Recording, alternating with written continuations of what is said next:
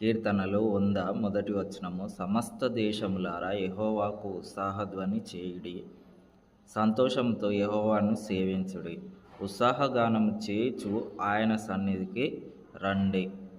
145:18.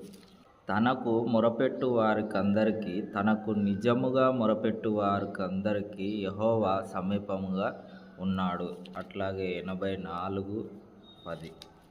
నీ ఆవరణంలో ఒక దినము గడుపుట 1000 దినముల కంటే శ్రేష్టము. భక్తిహీనుల గుడారంలో నివసించుట కంటే నా దేవుని మందిర ద్వారం వద్ద నుండుట నాకిష్టం. ఈ వచనాలన్నీ కూడా దేవుని సన్నిధికి వెళ్ళాలని చెప్తున్నాయి. దేవుని సన్నిధిలో ఉంటే ఎంత ఆనందం దొరుకుతుంది, ఎంత సంతోషం దొరుకుతుంది అని ఈ వచనాలు మనకు చెప్తున్నాయి. దేవుని సన్నిధిని విడిచిపెట్టొద్దు. దేవుని సన్నిధికి వెళ్తే మనకు ఆశీర్వాదం వస్తుంది. వినుట వలన విశ్వాసం కలుగుతుంది. కాబట్టి మనము దేవుని సన్నిధికి వెళ్ళాలి, ఖచ్చితంగా వెళ్ళాలి.